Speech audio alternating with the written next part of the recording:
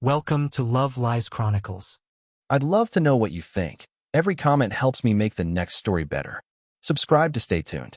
You watch your wife laugh at another man's joke while her hand rests on his forearm just a little too long, and you realize you've become a spectator in your own marriage. Not a participant, not a partner, just someone who pays half the mortgage and pretends not to notice when she lights up for everyone except you. That's exactly where I found myself last Saturday night at our dinner party. The one Lauren insisted we host for her networking contacts. I'd spent the afternoon cleaning, prepping food, setting up our townhouse on Spruce Street to look presentable. And now I was watching my wife of 7 years do that thing she does. That practiced laugh, the subtle lean in, the hand touch that lingers 3 seconds too long with a guy she claimed was just a colleague. His name was Ryan something. Tech startup. The kind of guy who says disruption unironically and wears expensive casual clothes designed to look effortless. Lauren had mentioned him exactly once before tonight. But watching them now, you'd think they'd known each other for years. "Derek, honey," she called over to me, her voice dripping with that performative sweetness she used when other people were watching. "Could you get Ryan another drink? He loves that bourbon you keep hidden away." Hidden away. Like it was some secret stash instead of a bottle I'd bought for myself and never got to enjoy because Lauren kept offering it to her friends. I stood there holding an empty tray of appetizers I'd just passed around, invisible until needed for drink service. That's when I caught Melissa watching me from the corner of the room. Lauren's supposed best friend from college, though I'd noticed they never seemed that close anymore. She was holding a wine glass, and there was something in her expression. Sympathy mixed with recognition. Like she'd seen this performance before. The party continued, and so did Lauren's show. Every time I walked past, she was touching someone. Adjusting a collar here, brushing lint off a shoulder there, laughing with her hand on someone's chest. All men. Always men. When I brought Ryan his bourbon, Lauren didn't even acknowledge me. Just kept talking about some conference they were both attending in Boston next month. "We should definitely share a car from the airport," she was saying. "No point in both of us paying for separate rides." "Sounds perfect," Ryan replied, his eyes lingering on her in a way that made my jaw tighten.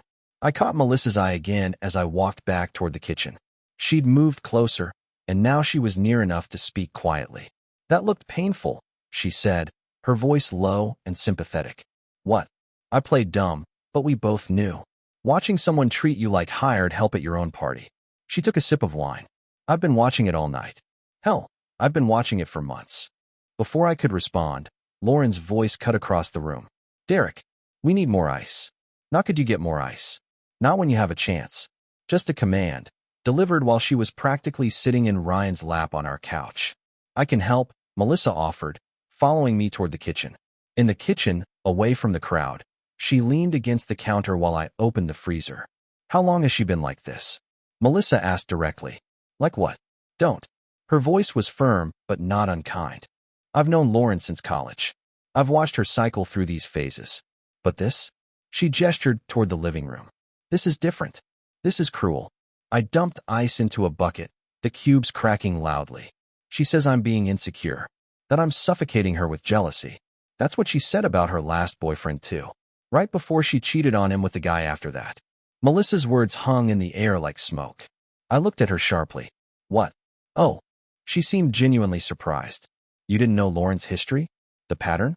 I'd known Lauren had previous relationships, but the way Melissa described it, pattern, cycle, history, made it sound less like unfortunate circumstances and more like calculated behavior. "Look," Melissa said, her voice softer now.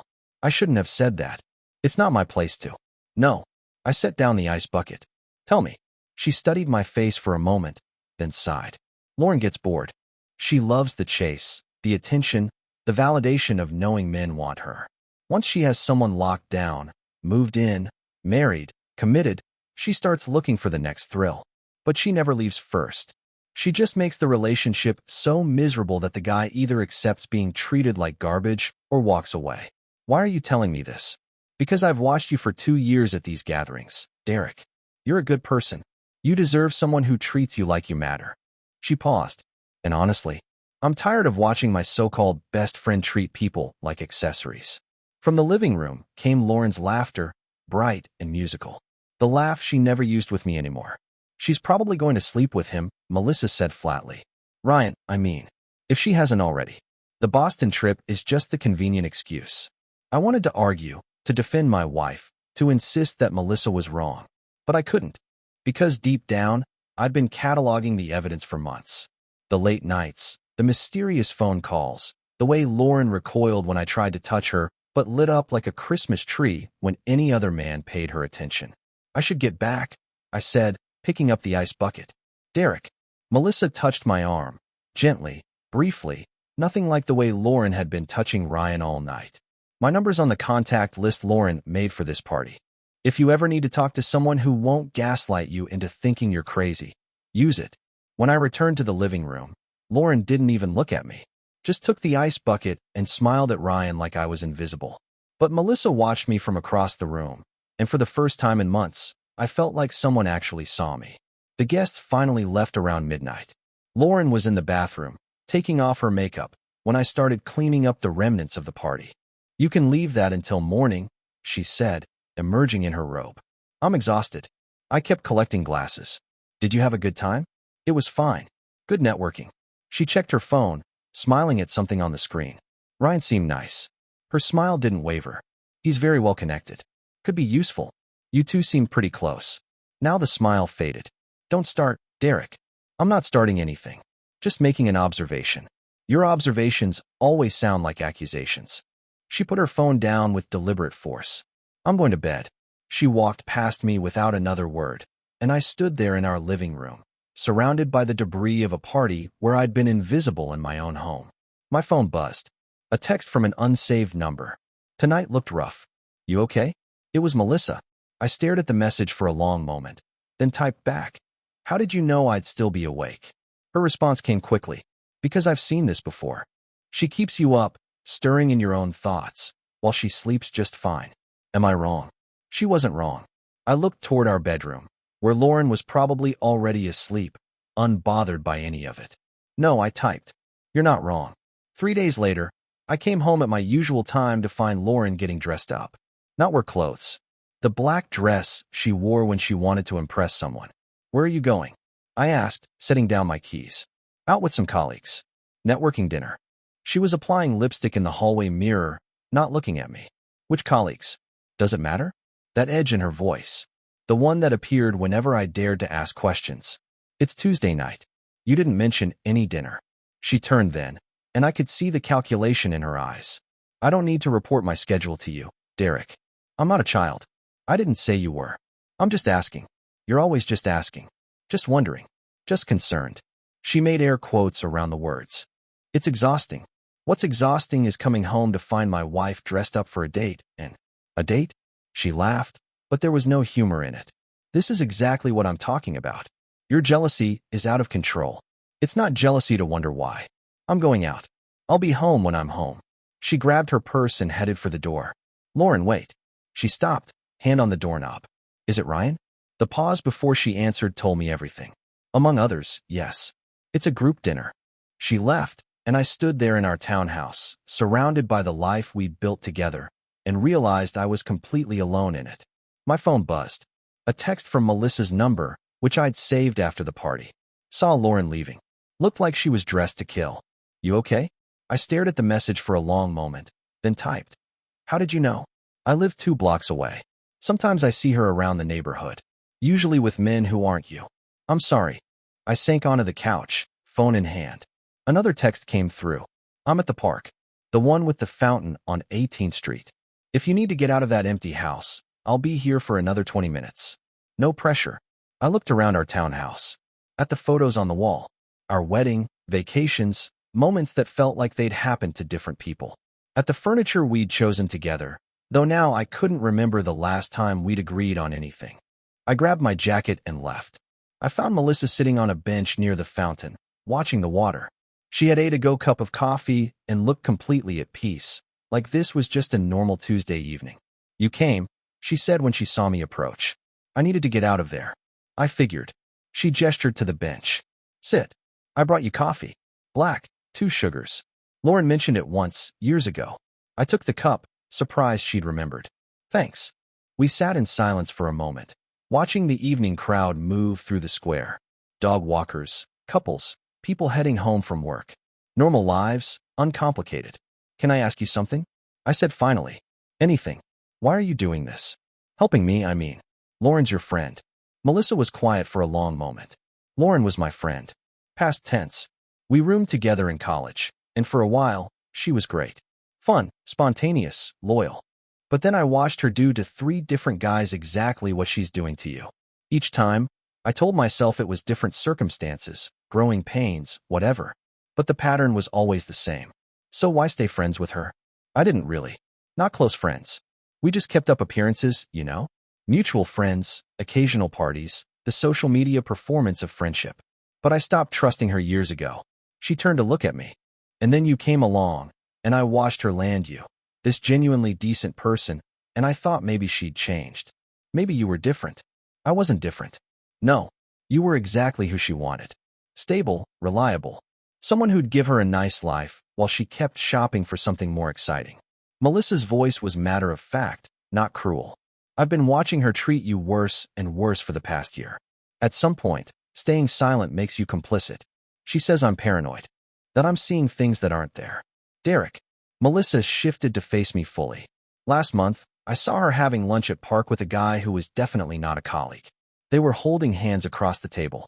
When she saw me, she literally pulled her hand back and pretended they were just discussing work. My stomach dropped. Why didn't you tell me? Would you have believed me? She's your wife. I'm just the friend who's been drifting away. She paused. Besides, I figured you needed to see it yourself. Really see it, not just suspect it. I see it now. Good. She handed me a napkin along with the coffee. Because here's what's going to happen next. She's going to come home late tonight, probably around midnight or after. She'll smell like cologne that isn't yours and wine she'll claim was from dinner. She'll be defensive if you ask questions, or she'll try to start a fight about something else to avoid the real issue. You've seen this before.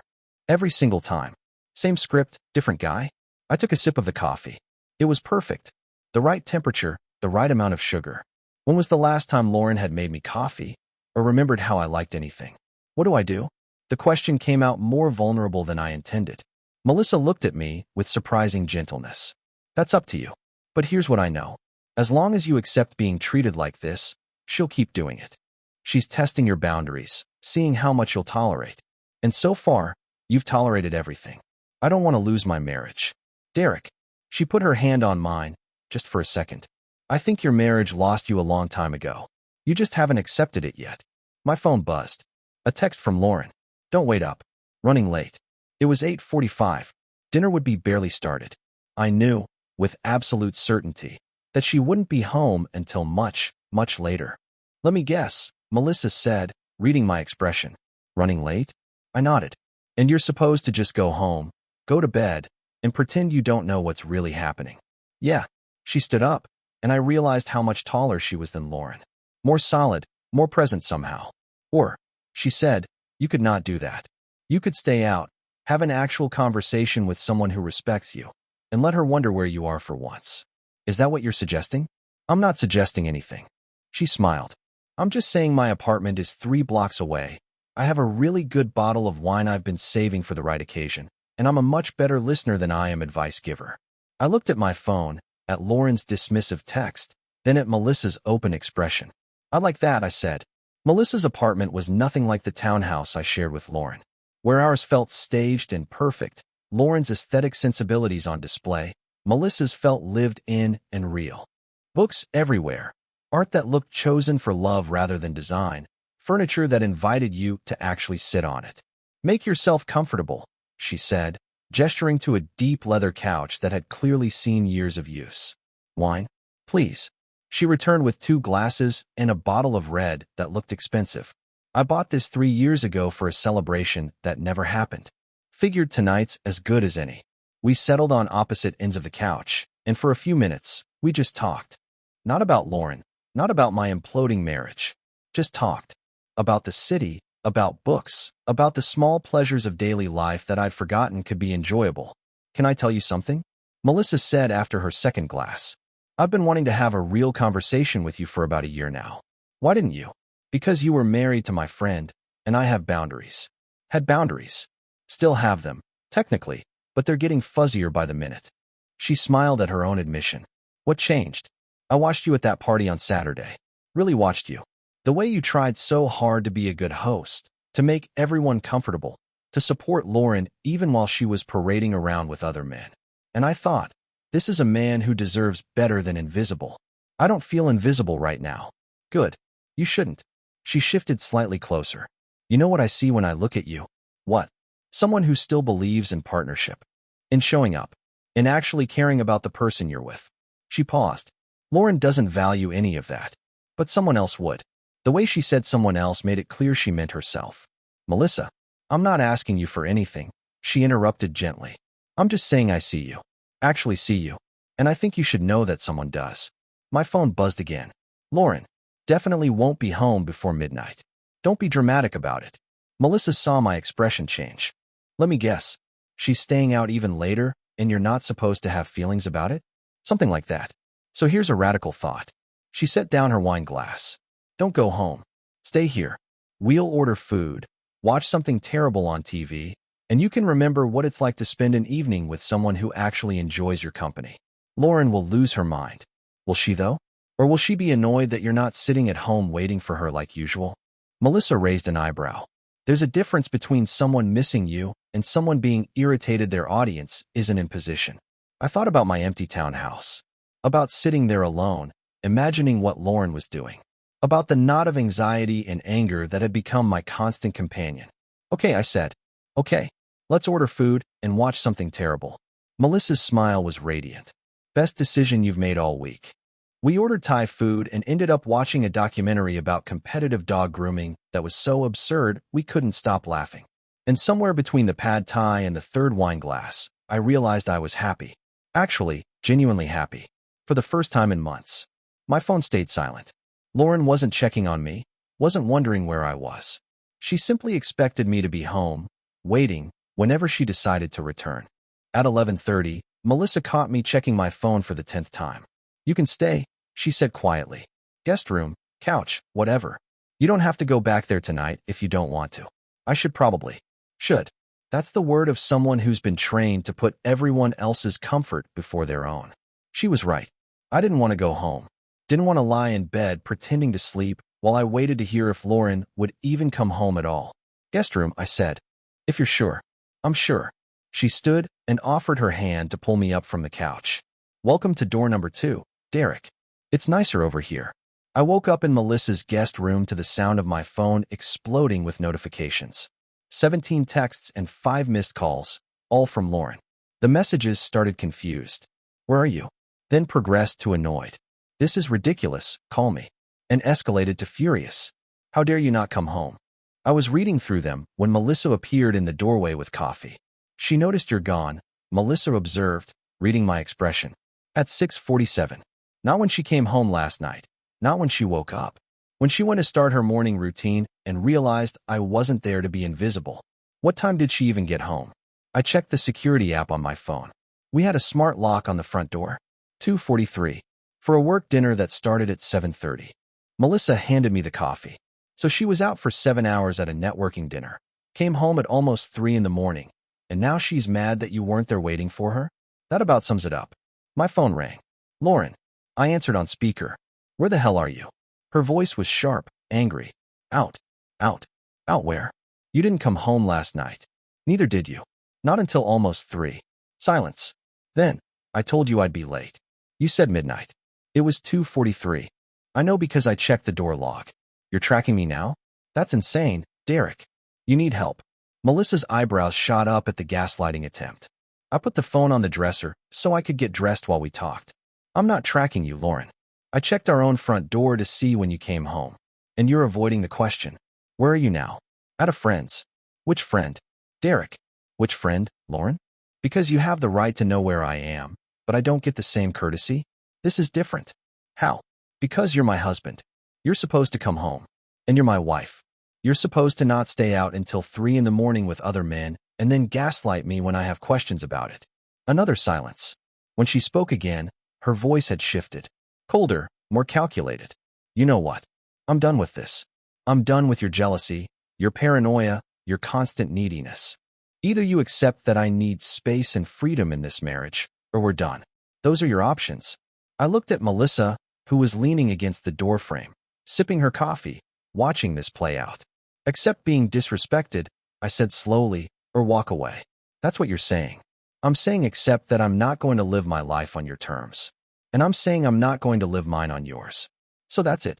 You're just giving up? I'm not giving up. I'm choosing door number 2. What? You gave me an ultimatum. Accept this or walk away.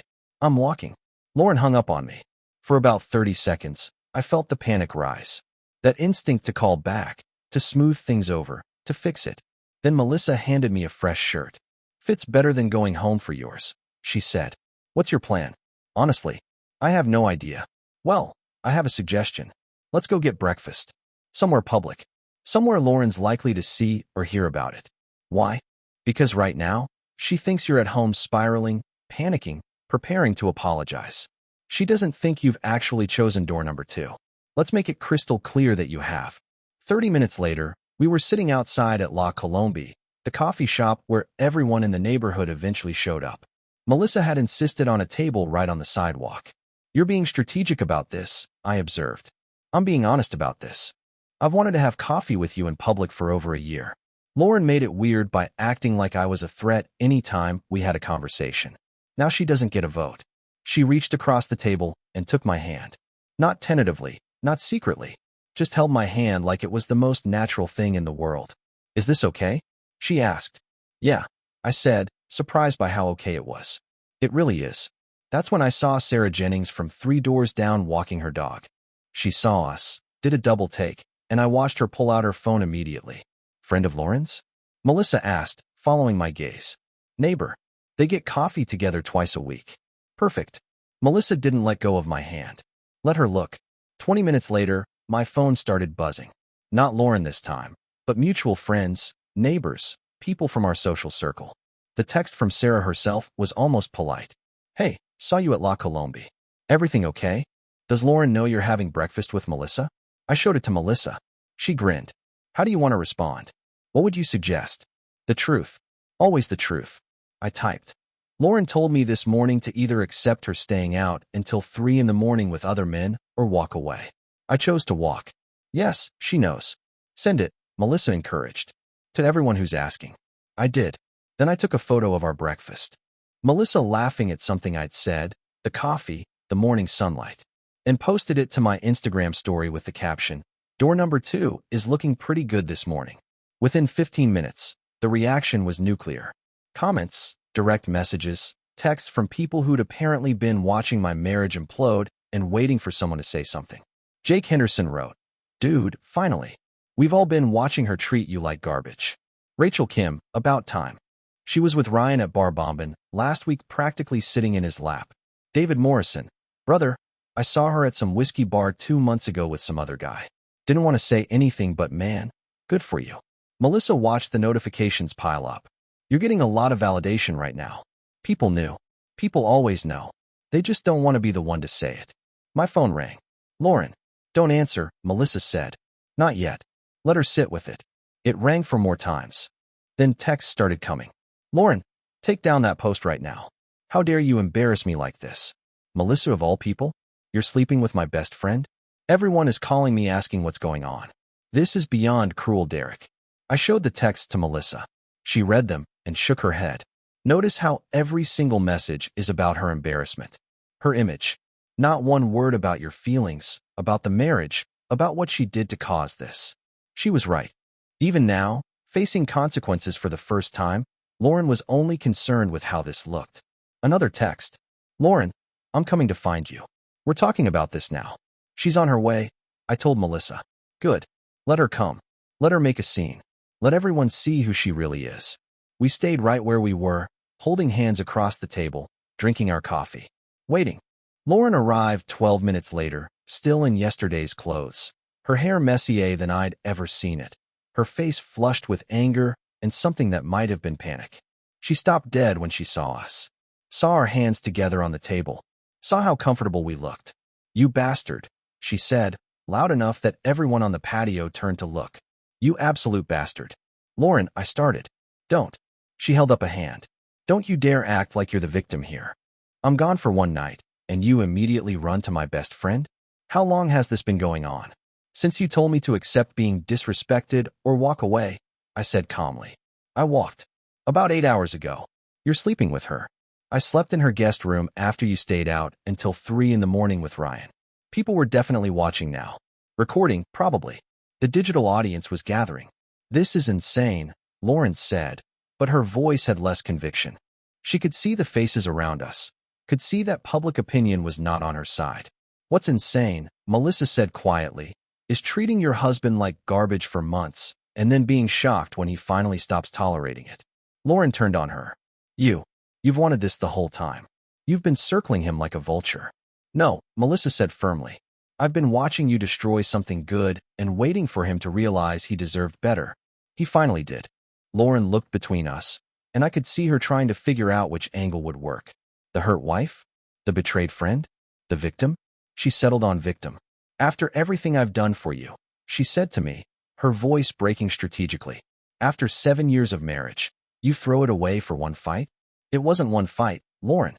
It was 7 months of you prioritizing every man except your husband. It was staying out until 3 in the morning and calling me paranoid when I noticed. It was touching other men at our party while I served drinks. It was making me invisible in my own life. I never cheated on you. Maybe not physically, but you checked out of this marriage a long time ago. You just wanted me to stick around and play the part while you did whatever you wanted. She tried a different approach, looking at Melissa. And you? You call yourself my friend while you steal my husband? I haven't stolen anyone, Melissa replied evenly. Derek made his own choice. The one you told him to make. Accept being treated badly or walk away. He walked. To you. Conveniently. Yes, to someone who actually values him. To someone who sees him as more than a utility player in her life. To someone who thinks he deserves respect. Melissa squeezed my hand. You had 7 years to figure that out, Lauren. You chose not to. Lauren stared at us for a long moment. Then her face hardened. Fine. You want each other? Have each other. But don't come crawling back when you realize you threw away a marriage for some infatuation. I'm not throwing away a marriage, I said. I'm walking away from someone who already threw it away and expected me not to notice. She turned and walked away, her exit less dramatic than she probably wanted. No storming off, no slammed doors. Just a woman who'd been used to controlling the narrative suddenly realizing she'd lost that control. The other people on the patio slowly returned to their own conversations, though I caught a few supportive nods in my direction. Well, Melissa said, taking a sip of her coffee. That was educational. I'm sorry you got dragged into this. Are you kidding? She grinned. That was the most entertainment I've had in months. Besides, someone needed to see her behavior for what it really is. My phone buzzed again. But this time it wasn't Lauren. It was a text from my brother, who'd apparently seen the Instagram post. About damn time. Call me when you can. Proud of you. I showed it to Melissa. See, she said. The people who actually care about you are relieved, not upset. By noon, someone had recorded Lauren's public confrontation, and it was making the rounds in our social circle. I didn't post it, didn't share it, but the damage was done. The comments were brutal, but honest. Lauren spent the rest of the day trying to control the narrative. I watched it happen in real time through mutual friends' messages. She was calling everyone, telling her version of events, painting herself as the betrayed wife and me as the cheater who'd been carrying on an affair with her best friend. But the problem was, too many people had seen too much. They'd watched her flirt with Ryan at the party. They'd seen her out with other men. They'd noticed how she treated me. And now they were sharing those observations with each other. The truth was spreading faster than her lies. That evening, I sat on Melissa's couch while she made dinner. Actual dinner, not takeout. The smell of garlic and herbs filled her apartment. You don't have to do this, you know, I said. Do what? Take care of me. Let me crash here. Feed me. She looked up from the stove. I'm not doing it because I have to. I'm doing it because I want to. There's a difference. Still, Derek. She walked over and sat beside me. 7 months ago, if you'd told me I'd be here right now, I wouldn't have believed you. 7 months ago, I said, I was still trying to save something that was already gone. And now? Now I'm free of it. Are you though? Free? She had a point. Lauren was already texting her sob story to everyone who'd listen. She'd paint herself as the victim, paint Melissa as the betrayer, paint me as weak or impulsive or whatever narrative served her. But here's what matters, Melissa said. You stood up for yourself. You chose respect over familiarity. That's not weakness. That's strength. My phone buzzed. Another message from someone I barely knew, offering support, sharing their own stories of watching Lauren's behavior at various events. Door number 2, I said, looking at Melissa. You called it that this morning. Because that's what it is. She gave you an ultimatum thinking you'd choose option 1, accepting disrespect. You chose option 2 instead, the option she never actually thought you'd take. And now? Now you figure out what door number 2 actually means. For you. Maybe for us. She smiled. No rush, no pressure, just possibility. I looked around her apartment, the space that had become a sanctuary over the past day. Then at Melissa, who'd shown me more genuine care in one day than Lauren had in months. I'm good with possibility, I said. Good, Melissa replied, taking my hand again. Because door number 2? It's just getting started. 2 weeks later, I was moving my things out of the townhouse. Lauren had made it as difficult as possible, of course. Scheduling the move when she knew she'd be there, inviting her sister for moral support, making passive-aggressive comments about every item I packed. That's mine, she said when I picked up a book from the shelf. I bought this in college, years before we met. Well, I read it, so I should keep it. Melissa, who'd insisted on coming to help, raised an eyebrow.